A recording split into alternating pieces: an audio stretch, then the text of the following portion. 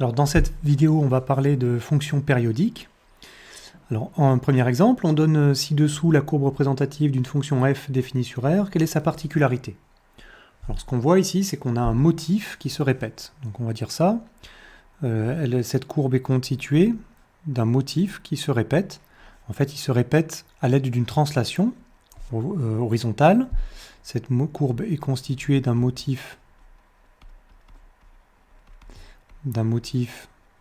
qui se répète.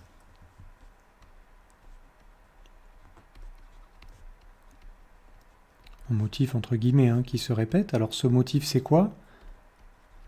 Je vais le dessiner en rouge par exemple, c'est ce motif là. Vous voyez? Ce motif ici, on va le répéter, on va translater à chaque fois par un même vecteur. Par exemple, si je dessine ici, entre ce point là et le point suivant du motif, le point qui va lui correspondre, c'est celui-ci. Autrement dit, je suis en train de translacer par ce vecteur-là, qui serait le vecteur, si je devais l'écrire proprement, serait le vecteur 7 fois le vecteur i. Alors pourquoi 7 fois le vecteur i? Alors le vecteur i, je vous rappelle, c'est le vecteur unitaire sur l'axe des abscisses, donc c'est celui-ci. Ça, c'est pas très grave si vous ne comprenez pas très bien cette partie-là, mais c'est la suite qu'il va falloir comprendre. Et donc 7 fois i, vous voyez que c'est bien le gros vecteur vert que j'ai tracé à droite ici. Et si je prends n'importe quel point de la courbe, par exemple celui-ci, et que je fais mon vecteur 7 fois i, c'est-à-dire 7 vers la droite, j'obtiens un nouveau point qui est à nouveau un point de la courbe. C'est le point qui lui correspond. Vous voyez que mon vecteur 7 fois i, il envoie ce point, mettons rouge ici, en ce point rouge là. D'accord? Et toute la courbe est translatée donc par ce vecteur, la courbe est invariante plus précisément par translation de vecteur 7 fois i. Alors on n'a pas besoin d'utiliser tout ce vocabulaire-là, c'est pas très grave. En revanche, ce qu'il faut comprendre, c'est la chose suivante. Je vais garder mes vecteurs dessinés comme ça. Regardez, imaginez que ce point rouge, ce premier point rouge, je dis que son abscisse c'est petit x. Quelle est l'abscisse du nouveau point rouge que j'ai obtenu ici? C'est presque la même que x. C'est x que j'ai décalé de 7 unités vers la droite. Donc celle-ci, non c'est pas presque x, pardon, elle dépend de x, je veux dire, c'est x plus 7. J'ai ajouté 7 à l'abscisse que j'avais au départ ici. Donc vous voyez que par exemple, si je le fais avec deux autres points, en bleu par exemple, si je prends moins 1 ici, pour x, et que j'ajoute 7, je vais me retrouver avec encore un autre point de la courbe, à savoir le point 6. Si je recommence, j'ajoute encore 7, je vais arriver ici, à 13, etc.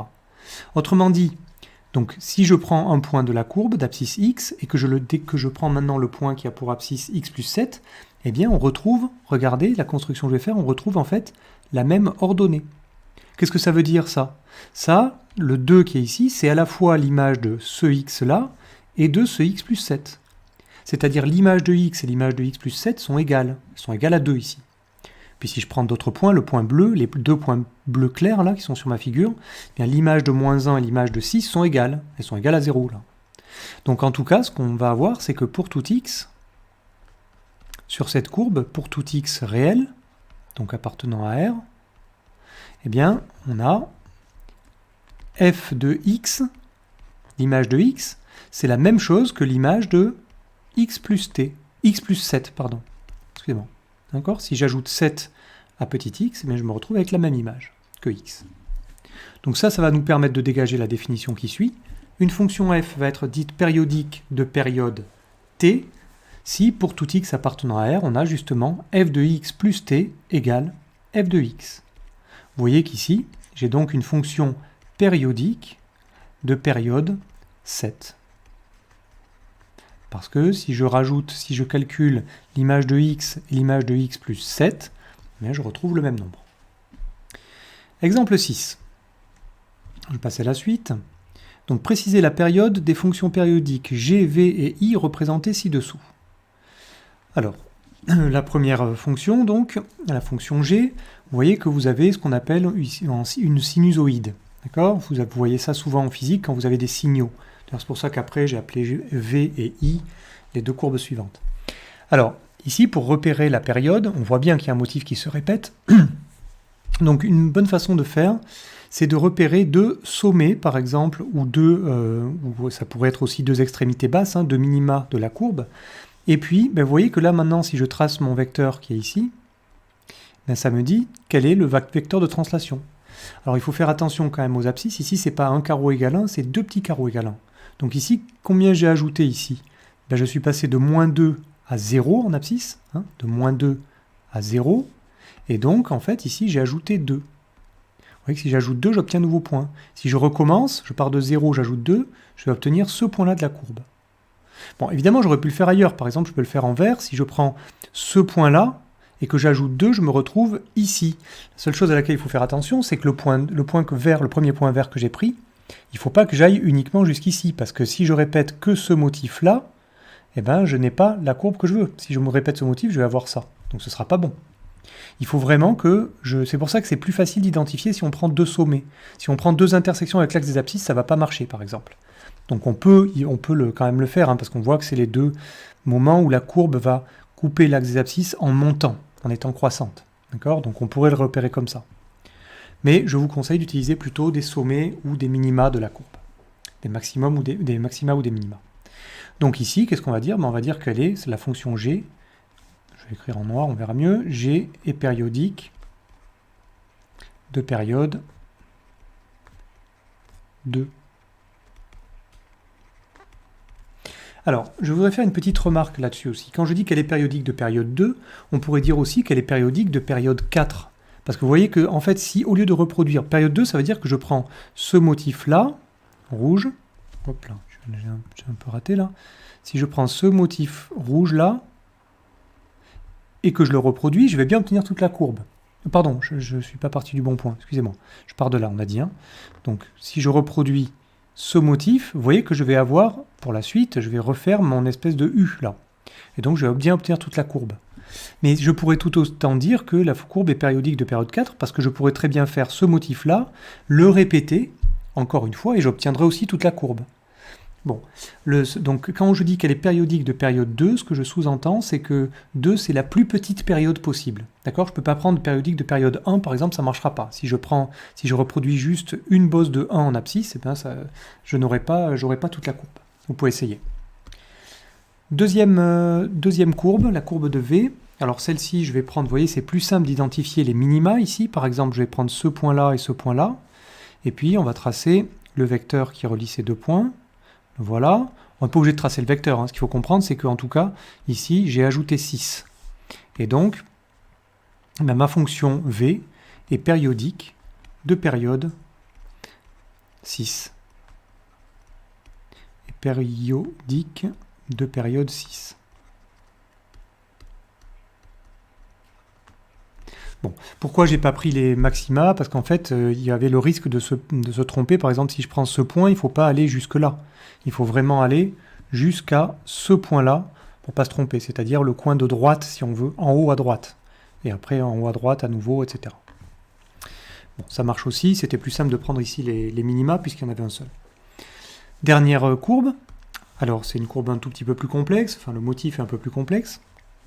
Alors là, cette fois-ci, pour les tracer, alors je peux prendre deux maxima, évidemment, je peux prendre ce point-là et puis ce point-là. Ça va me donner ce qu'il faut, d'accord ? Alors le problème, c'est que la lecture ici, la lecture de cette période est pas aisée, parce que vous voyez qu'en abscisse et en ordonnée, ça tombe pas juste.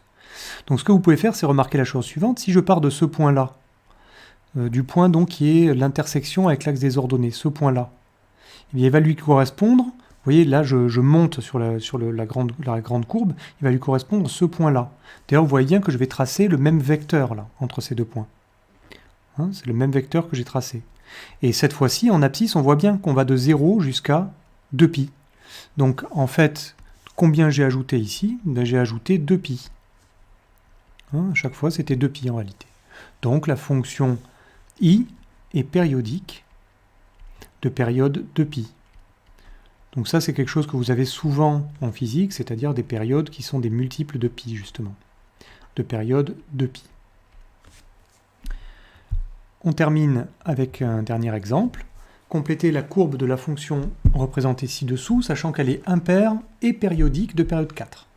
Alors, il faut se souvenir, impaire, ça veut dire symétrique par rapport à l'origine du repère, symétrie centrale. Et périodique, ça veut dire que j'ai un motif qui se répète. Alors en général, si vous avez cherché l'exercice, vous avez commencé, il y a beaucoup d'élèves en tout cas, qui commencent par faire ça, ils se disent c'est périodique, donc je vais commencer par faire comme ceci, voilà, jusqu'à avoir 4, et ensuite maintenant je fais impair. Alors le problème c'est que si je fais ça, je vais donc reproduire impair, ça veut dire symétrique par rapport à 0, donc je vais continuer ma courbe comme ceci, je vais le faire en bleu, mais c'est pas bon là ce que je suis en train de faire, hein. Vous allez voir pourquoi. Donc là, dans ce cas-là, je vais avoir ça. Pardon, c'est jusqu'à 3 là, je me suis trompé. Jusqu'à moins 3. Donc voilà ici. Et puis je recommence là. Et puis, si je veux qu'elle soit impaire, il faut que je refasse ça. Etc. Alors vous voyez la chose suivante, c'est que maintenant ma fonction, elle n'est pas du tout périodique de période 4. Parce que si elle était périodique de période 4, le motif bleu, il faudrait que je le répète à droite. Il faudrait que je continue à faire ça. Mais c'est pas le cas. Donc là, j'ai pris un mauvais départ en fait. Ma fonction, pour qu'elle soit périodique, ici, il faudrait qu'elle soit périodique de période 8. Et dans ce cas-là, je pourrais recommencer éventuellement à faire des traits vers le bas ici. Hein, je pourrais continuer mon motif comme ceci. Là, peut-être ça marcherait après en montant vers le haut de l'autre côté. Ça marcherait. Bon, mais c'est donc pas ce qui est demandé. Donc l'erreur principale, c'est qu'on a commencé par périodique. En fait, il fallait commencer par impair. Donc on commence par faire le motif impair. Donc ça veut dire je fais ça. Et maintenant, j'ai une fonction qui est impaire et je vais la continuer pour qu'elle soit périodique. Donc je fais deuxième, donc impair c'est en bleu si vous voulez, et périodique, et bien je vais continuer mes motifs comme ceci. Donc je vais reproduire le motif bleu puis le motif noir, le motif bleu puis le motif noir, etc. Et là vous allez bien voir apparaître tout ce qu'on demande. Donc je vais jusqu'au bout de mon graphique, tout ce qui est possible. Voilà. Et cette fonction-là, elle est bien impaire. Vous pouvez vérifier, elle est symétrique par rapport à 0 et périodique. Par exemple, si vous avez un doute sur le fait, bon, périodique, ça se voit assez bien, hein, périodique de période 4, encore une fois, vous pouvez vérifier, vous prenez deux sommets, deux crêtes ici, ce sommet et ce sommet, vous tracez un vecteur, et puis vous vérifiez, vous regardez le nombre d'unités que vous avez utilisées. En fait, vous avez bien utilisé ici plus 4 unités, donc elle est bien périodique de période 4, ça c'est bon. Et pourquoi est-ce qu'elle est impaire? C'est que, par exemple, si je prends ce point violet ici, d'accord? Si vous avez un doute, bah vous prenez votre règle, vous tracez, vous faites une droite qui passe par haut, et puis vous reproduisez, vous voyez que vous reproduisez la longueur, je veux dire, la même longueur ici et là, et vous obtenez à nouveau un point de la courbe, donc elle est impaire.